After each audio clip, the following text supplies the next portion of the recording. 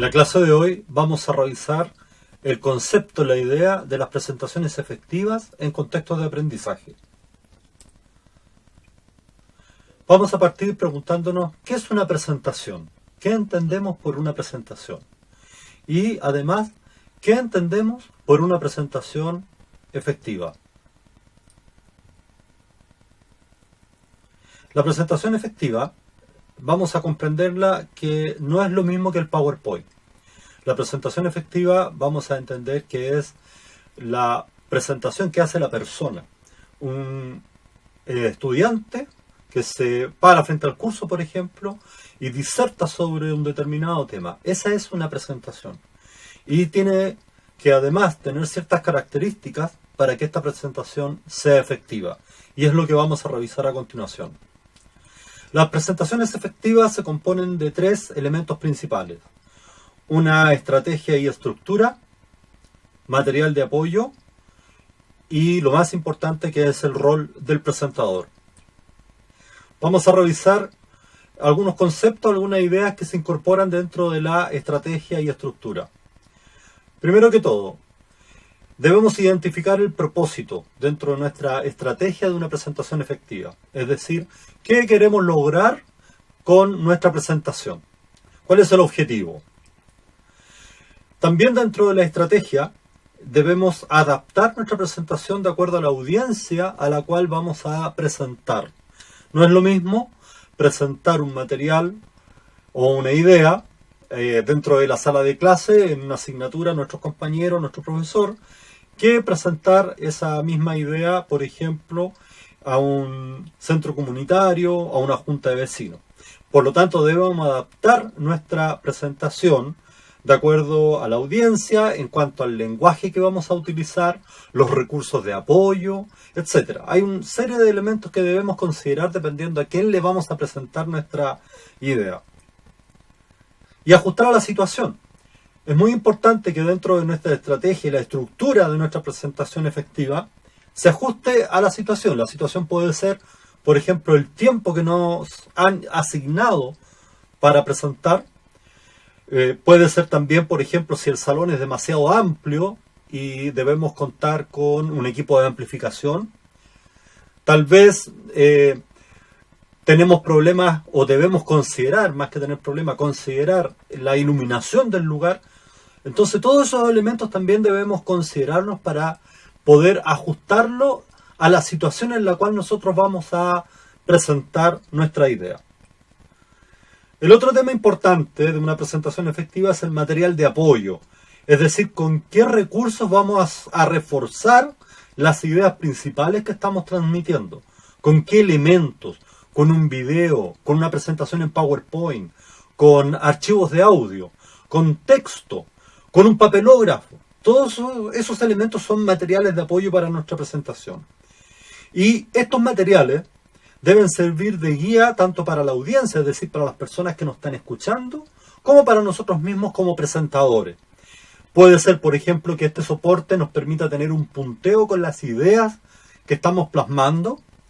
Puede ser, por ejemplo, que muestre textos en donde está descrita la idea principal de nuestra presentación. O puede ser un video que grafique claramente lo que nosotros queremos transmitir. Como decíamos, el material de apoyo debe transmitir los mensajes de manera fuerte, de manera clara, precisa. Y también, como decíamos, tener la posibilidad de contar con una variedad de recursos que pueden ser audiovisuales, de texto, etc. El rol del presentador. Las presentaciones efectivas se basan en las habilidades que el presentador posee y pone en práctica al momento de realizar una presentación. Y estas habilidades deben ser la clave para el logro de los propósitos que el presentador se plantea, se propone lograr a través de la presentación efectiva.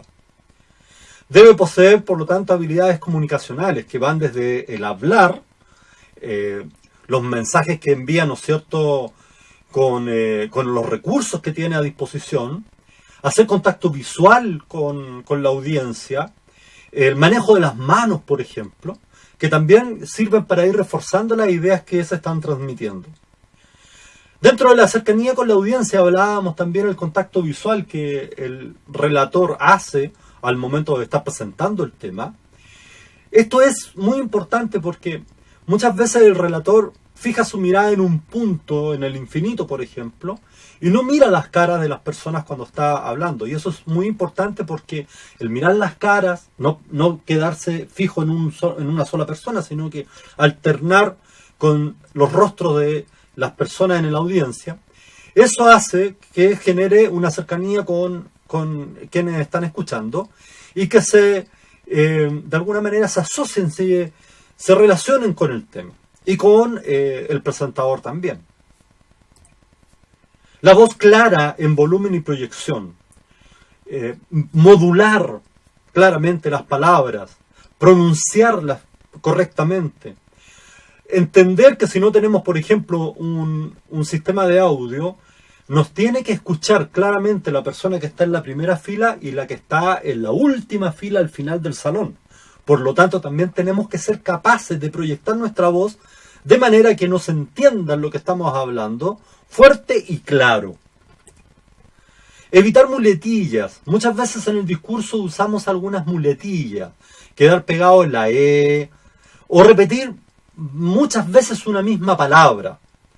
Entonces, una de las recetas para evitar muletillas es grabarse con la aplicación del teléfono celular y luego escucharse y de manera de identificar, ¿no es cierto?, cuál es aquella palabra que repetimos constantemente, anotarla para evitarla en el discurso.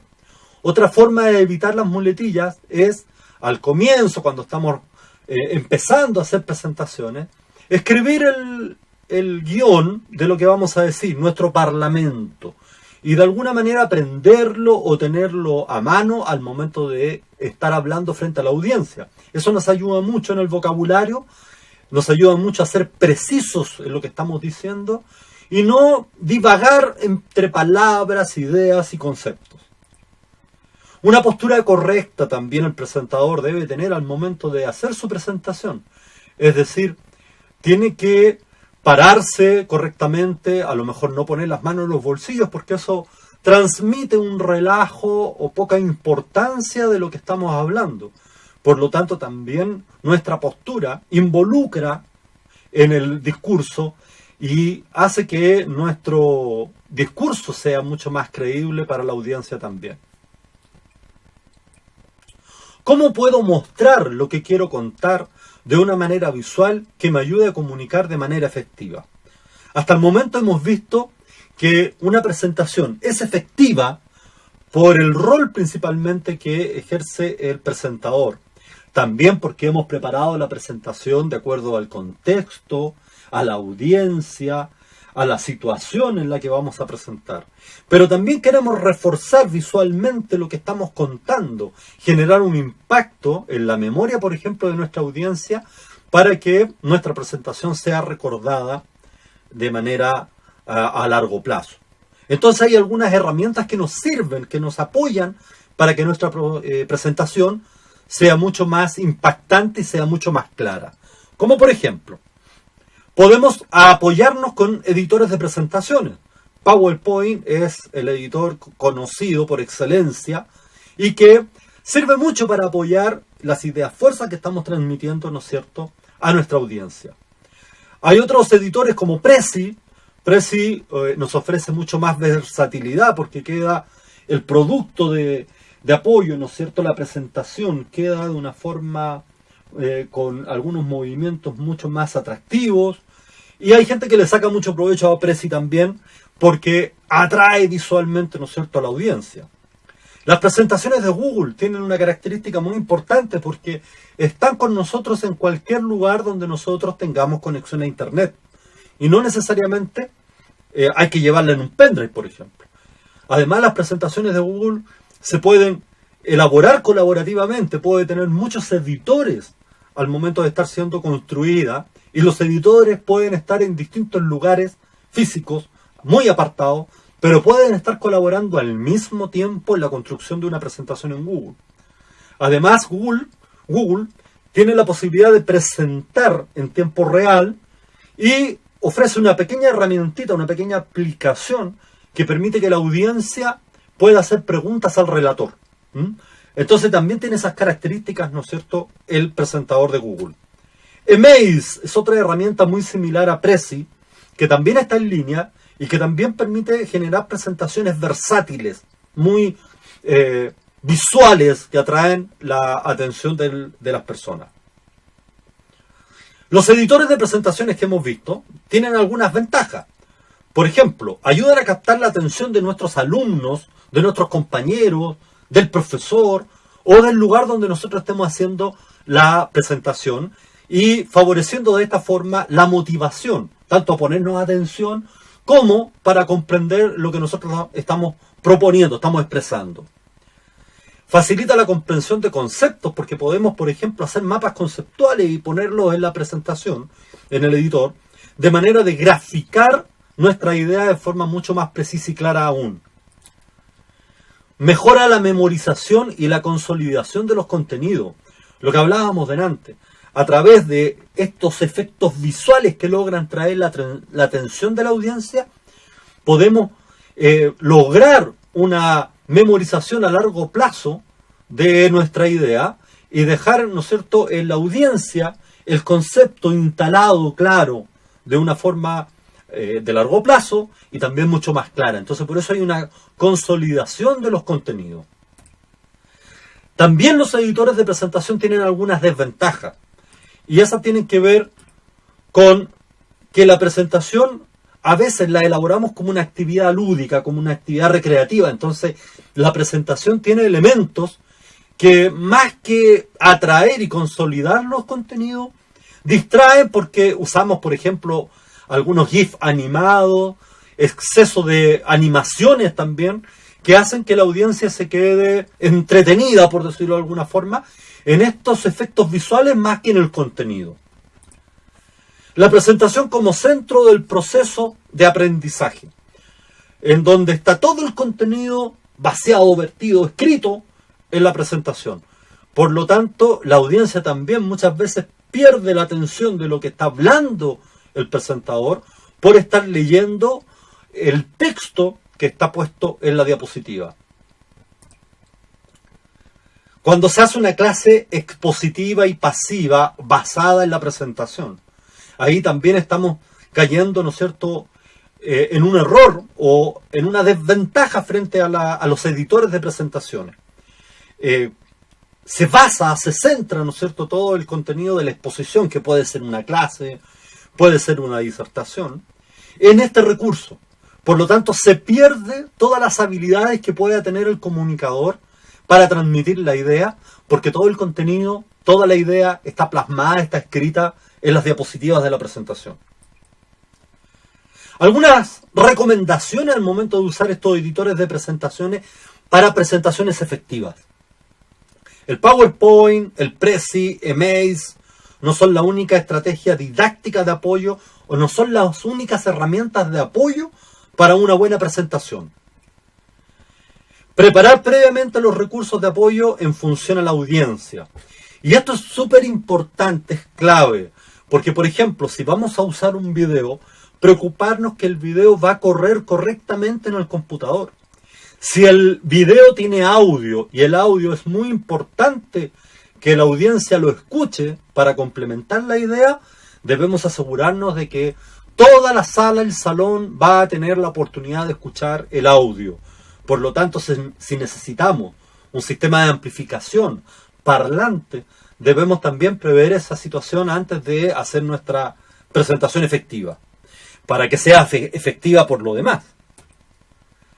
Ahora, dentro de los editores de presentaciones, usar la presentación para alguno de los propósitos de la clase o de nuestra disertación, ¿ya? No para toda la disertación o para toda la clase. Entonces, ¿en qué momento usamos el editor de presentación? Por ejemplo, para introducir el tema. Cuando nos paramos frente al curso, frente a nuestros compañeros, y vamos a disertar sobre el tema que investigamos, usamos la presentación en PowerPoint para introducir el tema, para mostrar una pequeña introducción, presentación de lo que vamos a decir. Podemos desarrollar actividades. Por ejemplo, dentro de una disertación con nuestros compañeros podemos, al final de hablar, de exponer, de mostrar videos, audio, mostramos una presentación en PowerPoint en donde hayan preguntas con alternativas, por ejemplo, ¿ya? Establecer puntos claves. A lo mejor en un momento en donde estamos cerrando nuestra presentación disertación, ¿no es cierto? Mostramos una presentación en PowerPoint, un apoyo, en donde ponemos las ideas principales que expusimos dentro de nuestra disertación, a modo de síntesis, de resumen de lo que hemos presentado. Podemos usar también la presentación en PowerPoint para sondear dudas. Por ejemplo, ponemos una pregunta general, ¿ah?, que exprese de cierta forma la necesidad de que la audiencia haya entendido lo que nosotros presentamos. Por lo tanto, esa pregunta puede ser una pregunta que englobe de alguna forma, ¿no es cierto?, lo presentado. Y hacemos participar a la audiencia, que nos digan ellos qué fueron lo que entendieron de lo que presentamos nosotros. Entonces, en ese momento, los últimos 5 minutos de nuestra presentación, de nuestra disertación, usamos un PowerPoint para sondear preguntas, para sondear dudas. Generar espacios para discusión. Por ejemplo, una muy buena técnica que ustedes pueden usar en sus presentaciones, en sus disertaciones, es que los últimos minutos de su disertación, ustedes presentan un PowerPoint en donde ponen dos ideas que se contraponen en relación al tema que ustedes presentaron. Y le piden al curso que se manifieste. ¿Quiénes están de acuerdo con la posición A, con la opinión A? ¿Y quiénes están de acuerdo con la posición o la idea B? ¿Ah? Y ustedes le ayudan, le piden a sus compañeros que defiendan su postura. Defiendan los que están de acuerdo con la posición A y con los que están de acuerdo con la posición B. Entonces son estrategias que usamos en las disertaciones que nos permiten a nosotros usar un PowerPoint para apoyarnos, para llevar a cabo la actividad que queremos realizar con nuestros compañeros, de manera de darnos cuenta si el tema quedó claro para la audiencia. Uso de medios audiovisuales. Esquemas. Lo que decíamos recién. Por ejemplo, presentar un esquema, un mapa conceptual, en donde lo que nosotros estamos exponiendo, el tema, la idea, quede mucho más clara y mucho más sintetizada, ¿no es cierto?, para la audiencia. Yo aquí puse un ejemplo en donde vamos a hablar de los animales, pero dentro de los animales identificamos que hay algunos que son vertebrados, y dentro de los vertebrados identificamos que hay mamíferos, aves, reptiles. Entonces de esa manera vamos consolidando, de alguna forma, ¿no es cierto?, una estructura en donde nuestras ideas están plasmadas de lo general a lo particular. Por ejemplo, videos. Podemos usar distintos tipos de videos, ¿ya? Hay algunos videos que nos ayudan mucho en nuestra disertación, en nuestra exposición. Yo puse acá algunos ejemplos muy básicos, muy elementales. Este, por ejemplo, es la primera película que se filmó el año 1895, y es tan simple como mostrar un tren que ingresa a una estación de trenes. Esa fue una película elaborada por los hermanos Lumière en 1895 y que causó un impacto porque era ver una imagen en movimiento que no se había visto hasta entonces, ¿ya? Entonces esta es la primera película que se logró filmar en la historia, ¿ya? Ahora, es muy importante que las ideas en nuestras presentaciones se vayan entregando a la audiencia en forma paulatina, en forma distribuida, en forma secuenciada. No podemos entregarle todo de una sola vez a la audiencia. Entonces, una propuesta es que en cada diapositiva colocamos una idea por separado y abordamos cada una de ellas, ¿no es cierto?, para que la audiencia le vaya quedando claro. Entonces, en la diapositiva 1 presentamos la idea 1. En la diapositiva 2 presentamos la idea 2 o una subidea, por decirlo de alguna forma, y lo mismo que en la 3. De manera que vamos paulatinamente, como les decía, explicando cada una de ellas. Otra propuesta es que vamos usando las animaciones de PowerPoint, por ejemplo, para ir incorporando los textos con las ideas también de manera paulatina. Entonces en la primera diapo mostramos acá, en el primer cuadro que está a la izquierda, mostramos que se entrega la idea 1, se habla, luego aparece la idea 2, se habla, se explica, y luego aparece la idea 3, se habla y se explica. Por eso, debajo de cada cuadro, hay un relojito que indica, ¿no es cierto?, en qué momento se presentó la idea 1, en qué momento se presentó la idea 2, y en qué momento se presentó la idea 3. Ahora, en este caso, son solo los enunciados, porque la idea también es que finalmente, cuando quedan las 3 propuestas, las 3 ideas en la diapositiva, quede una especie de esquema que vaya también de lo general a lo particular. ¿Ok? El mensaje que estamos entregando también tiene que ser claro, tiene que ser simple por lo demás.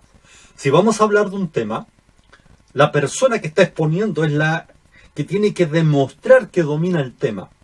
Por lo tanto, en su discurso, en su hablar, va a estar claro, ¿no es cierto?, el dominio del tema. Por ejemplo, si es una disertación de una investigación, al profesor le interesa más que el alumno, el estudiante que está exponiendo, domine el tema, más le interesa mucho menos que lo escriba en la diapositiva. Entonces, buscamos la simpleza y buscamos el apoyo. Entonces, en la primera diapo tenemos aquí la idea con una imagen alusiva.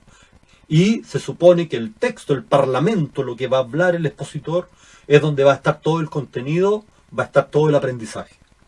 Versus una diapositiva en donde colocamos el mismo título, pero todo lo que ustedes pueden decir, lo que pueden explicar, lo que pueden transmitir, está escrito. El otro problema es la diapositiva 2, en la que no correspondería hacer, la que se sugiere no hacer. Como está todo el texto puesto, seguramente la última persona en el salón, el último compañero, no va a poder leer esa letra. Y tampoco la va a poder leer el que está en la primera fila. Y lo más complejo, lo más importante, es que tampoco va a hacer el intento de leerlo, porque como ve una letra tan chica, no le va a interesar lo que ahí dice. El uso de animaciones, ya decíamos. Por ejemplo, aquí vemos una sutileza.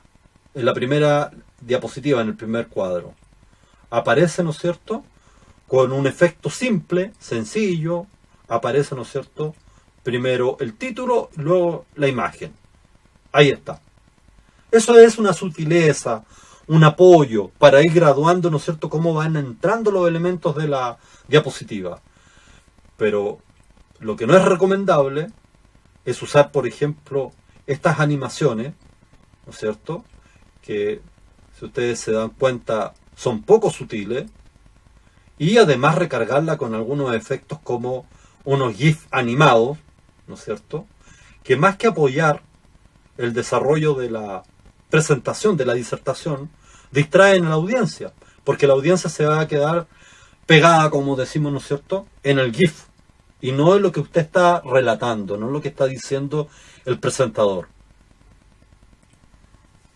Entonces ahí tenemos dos propuestas, la recomendable y la no recomendable, ¿no es cierto?, para este tipo de presentaciones. El tipo de fuente, la letra. Existen dos tipos de fuente, dos grandes grupos de fuentes. Están las sans serif, ¿no es cierto?, que son las que están a la izquierda. Las sans serif significa que no tienen adorno, estas que están acá. Que la letra es simple, no tiene ningún tipo de sombrerito, ningún tipo de banderita. Sans serif, sin adorno, también se les llama palo seco. Y están las serif, que son estas que están a la derecha. Y las serif son los tipos de fuente que tienen algún adornito. Si ustedes se fijan, ¿no es cierto?, en la pata, por ejemplo, de una letra, aparece una patita, una banderita en la parte superior, y que son mucho más adornadas. Hay letras, por ejemplo, las letras góticas, que tienen muchos adornos, ¿ya?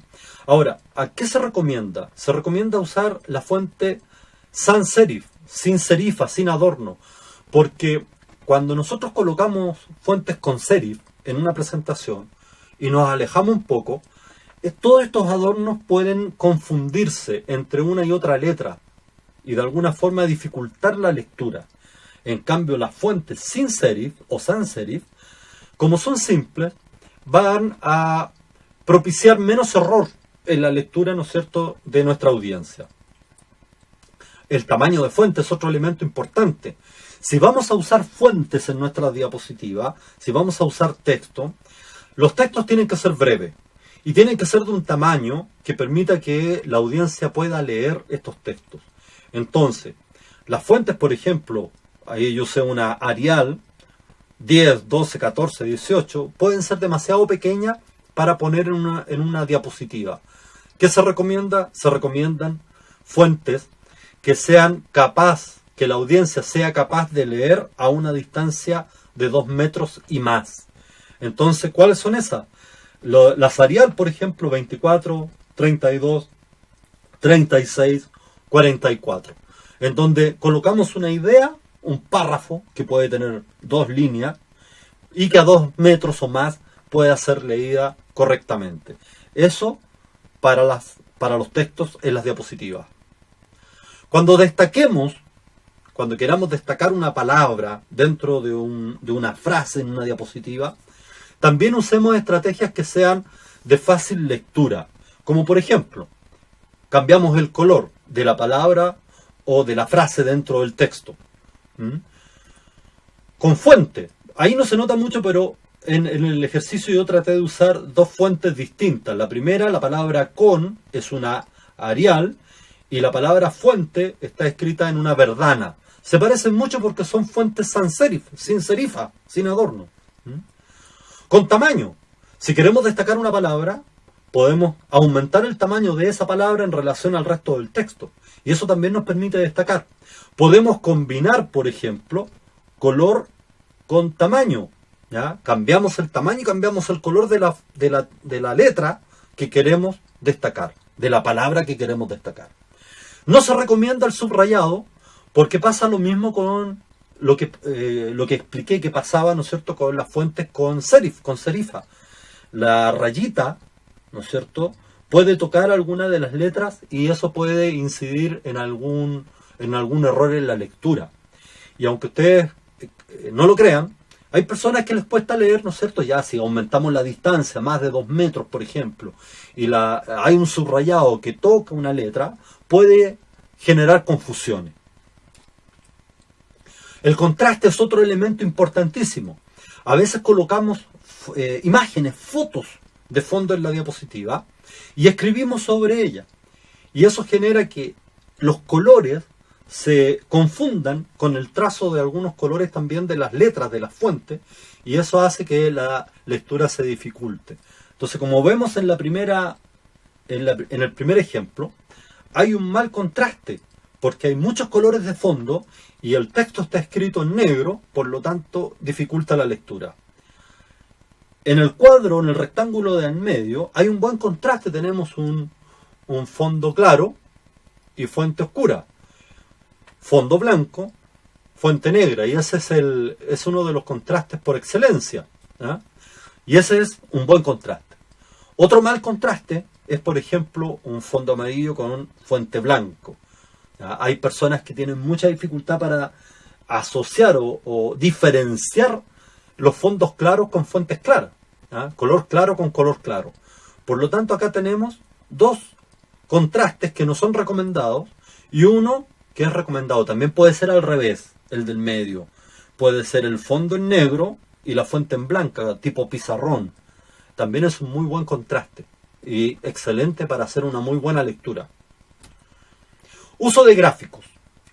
Si en nuestra presentación de PowerPoint queremos colocar un gráfico para mostrar los resultados, por ejemplo, de un estudio, evitemos por sobre todo sobrecargar las imágenes. Si vamos a poner un gráfico de barras como el que está en la imagen y además vamos a agregar una tabla con los datos y además vamos a agregar el dato específico de cada una de las barras, al final el gráfico tiene tanta información que se repite que distrae más que clarifica la información. ¿Por qué? Porque las personas van a estar tratando de identificar este dato en el gráfico con este dato en la tabla.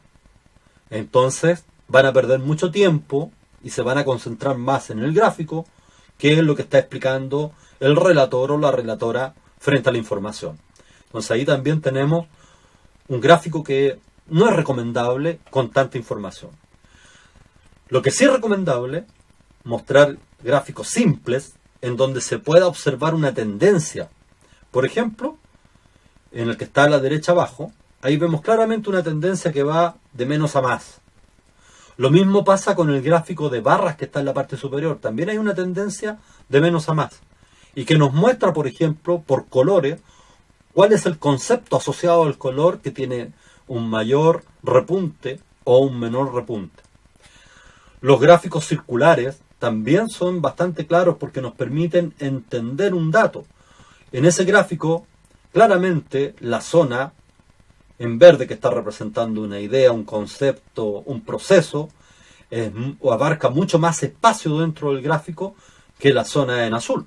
Por lo tanto, podemos hacer también un contraste, podemos ver una tendencia, podemos hacer una comparación.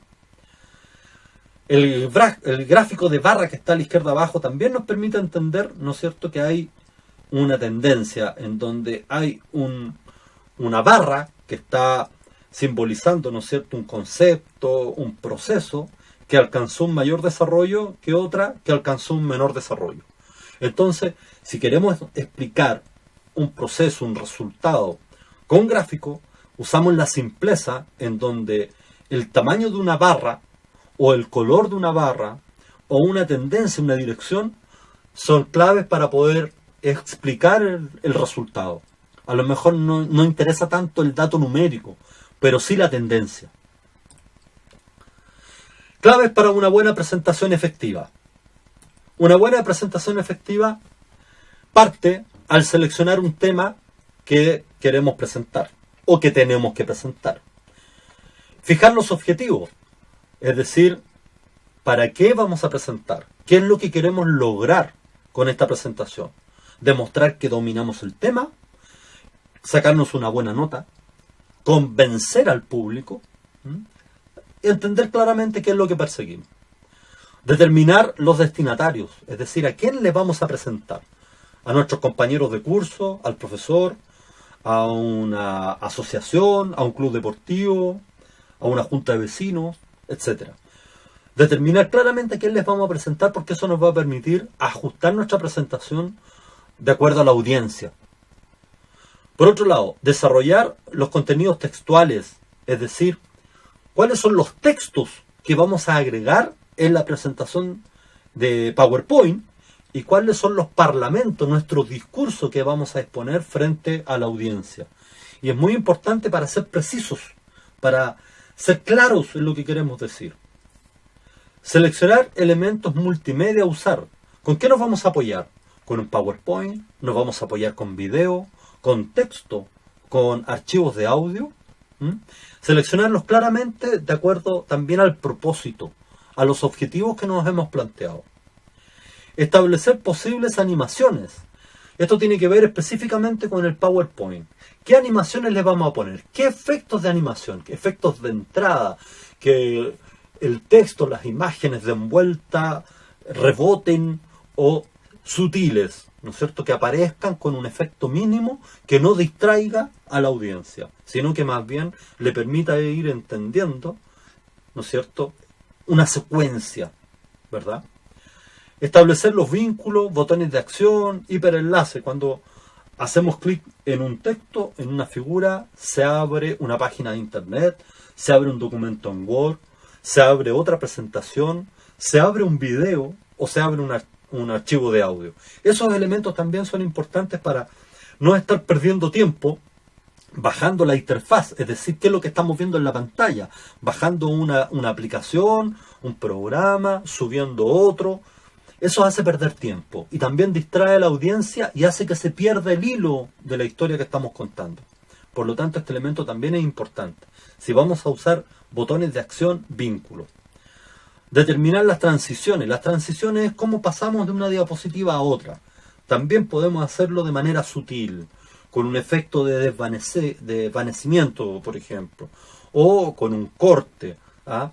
También hay efectos que son un poco más aparatosos, hacen que la diapositiva se dé vuelta, gire, ¿no es cierto?, se quiebre, etc.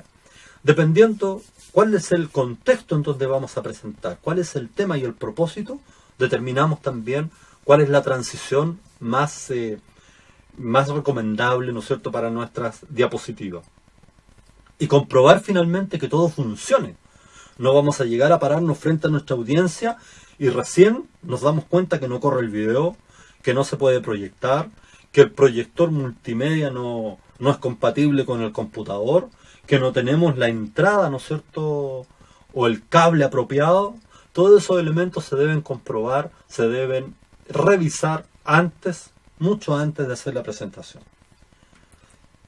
En síntesis, una presentación efectiva, y aquí les voy a mostrar una ecuación, es igual a simpleza, mucho más visual, elementos visual y menos texto. Así vamos a lograr una presentación efectiva. Y en esta ecuación me faltó colocar a alguien, el relator, ustedes, la persona que va a hacer la presentación. Esa persona tiene que demostrar habilidades comunicativas, comunicacionales, que permitan entregar claramente el contenido de la idea y de que a la audiencia le quede muy claro lo que queremos transmitir. Poniendo poco texto, solamente las ideas principales, elementos visuales, no distractores, sino que gráficos, esquemas, videos, etc. Y que sea muy simple, por lo demás. Finalmente, para elaborar presentaciones efectivas, no existe una receta. Nosotros vimos hoy día recomendaciones, ya que cada persona desarrolla su estilo propio para hacer presentaciones. Practica, prueba, cuando le resulta una forma y quedan todos satisfechos, ustedes como relatores y la audiencia entiende claramente, esa es, ¿no es cierto?, la forma en la que nos conviene seguir haciendo nuestras presentaciones. Vimos hoy día, por lo tanto, presentaciones efectivas en contextos de aprendizaje, una fórmula, por decirlo de alguna forma, que les sirva para preparar sus disertaciones en clase, frente a sus compañeros, frente a los profesores, intentando demostrar que el contenido que estamos presentando lo dominamos. Y cuando dominamos un contenido, lo podemos transmitir de manera clara, sin enredarnos, sin usar demasiado texto, sino que de manera simple, de manera sencilla, podemos explicar procedimientos, ideas complejas. Y eso lo logramos en la medida que hayamos estudiado el contenido, lo podamos comprender y seamos capaces, por lo tanto, de explicarlo, transmitirlo.